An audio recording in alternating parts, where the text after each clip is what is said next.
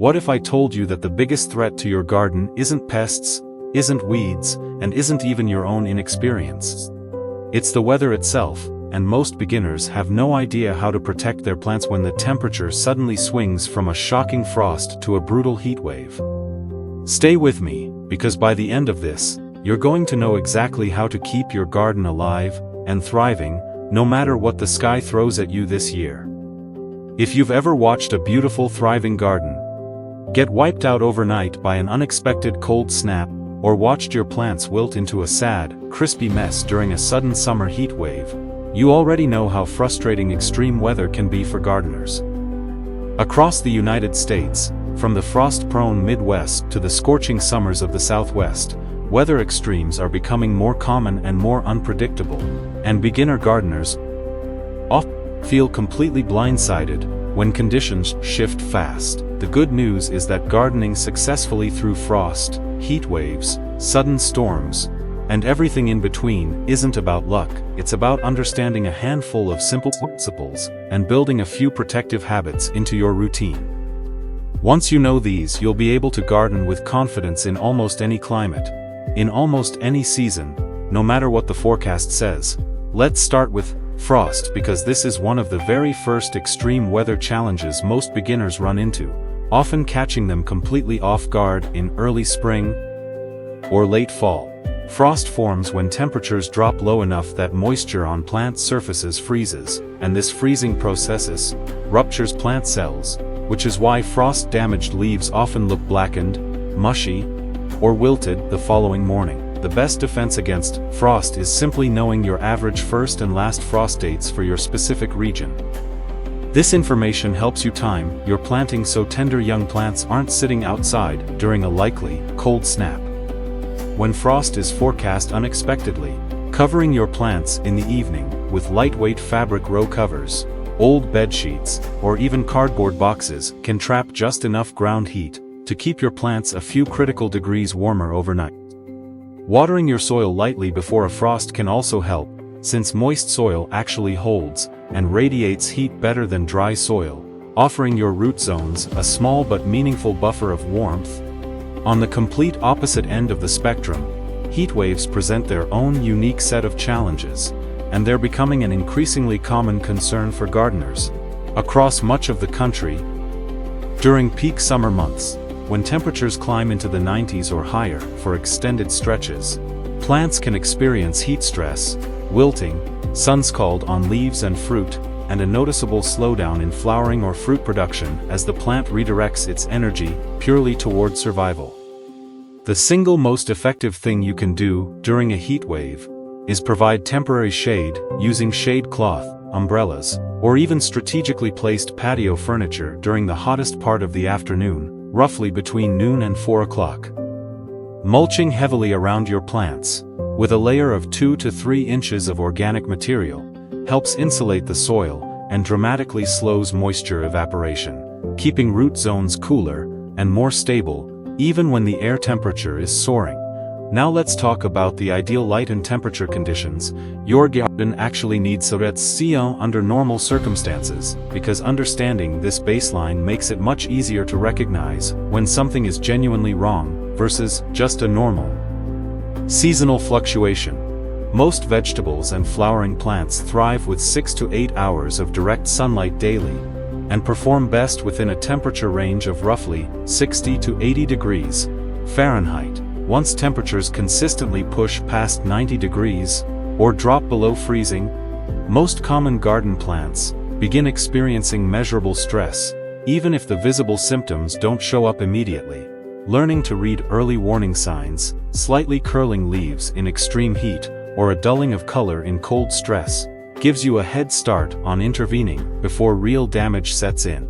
There's fascinating scientific research behind why extreme weather affects plants so significantly, and understanding the biology helps you make smarter decisions rather than just following generic advice. Studies in plant physiology have shown that extreme heat triggers a biological response called heat shock, where plants produce specific proteins to protect their cellular structures, but this defensive process consumes energy that would otherwise go toward growth and flowering, which is exactly why plants seem to pause or slow down during intense heat.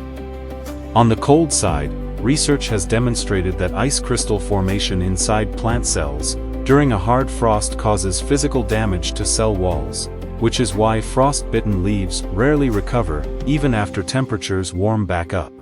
Interestingly, research on gardening and human health shows that gardeners who spend consistent time outdoors, even through variable weather, tend to report lower stress levels and improved mood compared to those who don't garden at all, and some studies suggest that the physical act of problem-solving through weather's challenges, adjusting shade, timing your watering, protecting vulnerable plants, actually builds a sense of confidence and resilience that carries over into other areas of life. In other words, learning to garden through difficult weather doesn't just protect your plants. It genuinely benefits you too. Watering correctly becomes even more critical during weather extremes, and getting this right is often the single biggest factor separating a garden that survives a rough season from one that doesn't. During heat waves, water deeply and early in the morning, ideally before 8 o'clock, so moisture has time to soak down to the root zone before the heat of the day causes rapid evaporation from the soil surface. Avoid watering in the middle of a hot afternoon, since much of that water evaporates before it ever reaches the roots, and water droplets sitting on leaves during intense sun can occasionally cause minor leaf scorching. During cold snaps, watering lightly in the late afternoon, well before evening temperatures drop, gives your soil a chance to retain and radiate a small amount of warmth overnight, without leaving plants sitting in cold, saturated soil, which can actually increase frost damage risk. As a general rule, always check soil moisture with your finger before watering rather than sticking to a rigid schedule, since weather extremes can change your plant's water needs dramatically from one day to the next. Fertilizing and pruning also need to be adjusted around extreme weather, rather than applied on a fixed calendar. Avoid fertilizing heavily right before an expected heat wave or frost, since pushing new tender growth right before a stressful weather event leaves that fresh growth especially vulnerable to damage. Instead, time your fertilizing for calmer weather stretches, using a balanced, slow-release fertilizer that supports steady root and foliage development without forcing a sudden growth spurt. Pruning damaged material after a weather event is important too.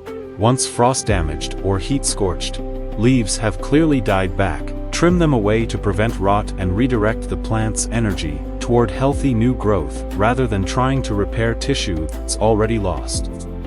Even with careful preparation, beginners run into a few recurring problems during extreme weather seasons. So let's troubleshoot the most common ones. If you notice blackened, mushy leaves after a cold night, this is frost damage, and the affected leaves won't recover. Simply trim them away once the danger of further frost has passed, and allow the plant to regrow from healthy tissue. If leaves appear crispy, pale, or scorched after intense heat, this usually indicates sun-scald or heat stress, and the solution is adding shade cover and increasing your watering consistency, rather than reducing it. If plants suddenly stop flowering during a heat wave, don't panic. This is a normal, temporary survival response. Most plants resume blooming once temperatures moderate again. If you notice sudden wilting despite adequate watering, check for waterlogged, poorly draining soil, since extreme rain events that sometimes follow heat waves can leave roots sitting in water, which causes wilting that looks deceptively similar to drought stress.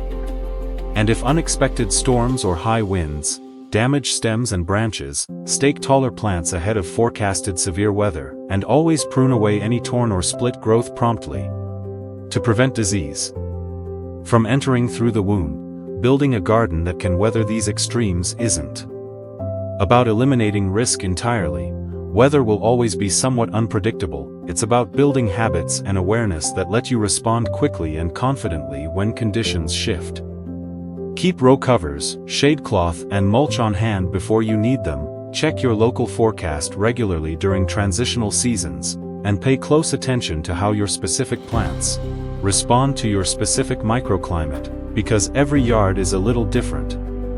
Over time, you'll develop an intuitive sense for when to intervene, and when to simply let your garden ride out a rough stretch of weather on its own. It also helps to remember that even experienced gardeners lose plants to extreme weather from time to time, so try not to be too hard on yourself if a frost or heat wave catches you off guard early in your gardening journey. Every damaged leaf or lost seedling teaches you something valuable about your specific yard, your specific plants, and the specific weather patterns you're working with. And that knowledge compounds year after year. Gardeners who've been tending the same yard for a decade or more usually aren't succeeding because they avoid every weather challenge. They're succeeding because they've learned, through seasons of trial and error, exactly how their garden responds and exactly what it needs when conditions turn difficult. You'll get there too, one season at a time. It's also worth understanding that extreme weather doesn't affect every corner of your yard equally, because every garden has its own microclimates. Small pockets of slightly different temperature, wind exposure, and sun intensity created by fences, walls, trees, and even the slope of your land. A spot near a south-facing brick wall, for example, tends to stay noticeably warmer than the rest of your yard, since the wall absorbs heat during the day and slowly releases it overnight, which can make it a smart location for more cold-sensitive plants during frost season. On the flip side, low-lying areas of your yard tend to collect cold air on frosty nights, since cold air is denser and naturally sinks, so these spots often experience frost first and hardest, making them risky locations for your most tender plantings. Spend a little time observing your yard across different times of day and different weather conditions, and you'll start to notice these patterns, which lets you strategically place your most vulnerable plants in your yard's naturally protected pockets, rather than leaving everything equally exposed. Transcont gardening deserves a special mention here too, since pots and raised planters behave very differently from in-ground beds during extreme weather. Because containers have less soil mass surrounding the roots, they heat up and cool down far more quickly than garden beds, which means container plants are often the first to suffer during both frost and heat waves. During a heat wave, consider grouping containers together in a shadier spot, or temporarily moving smaller pots against a shaded wall during peak afternoon sun, since this simple adjustment can lower the soil temperature inside the container significantly. During a frost warning, containers are usually the easiest plants to protect, since many can simply be moved into a garage, covered porch, or entryway overnight, giving them the most reliable protection of anything in your garden. Long-term resilience is really the goal here, more than trying to prevent every single weather challenge. Since some unpredictability is chiefly part of gardening, no matter where you live, choosing plant varieties that are naturally well suited to your specific USDA hardiness zone gives you a meaningful head start, since these plants have already been bred or naturally adapted to handle the typical weather swings common in your region. Building healthy, well-draining soil rich in organic matter creates a buffer that helps plants handle both excess rain and dry spells more gracefully. And simply building the habit of checking your forecast a few days ahead, rather than being caught off guard, gives you the lead time you need to cover, shade, water, or stake your plants before a weather event actually arrives, which is often the single biggest difference between a garden that sails through a rough week and one that doesn't. So, the next time the forecast shows a surprise frost warning, or a stretch of triple-digit heat, don't panic and don't give up on your garden. Grab your row covers, check your soil moisture, adjust your watering schedule, and trust the simple, proven techniques you now understand, because a well-prepared garden can weather far more than most beginners realize. If you love learning about seasonal flowering plants, vegetables, gardening tips, and nature care, don't forget to like, share, and subscribe to Nature Nurture Hub, your home for year-round garden inspiration. Let's keep growing together.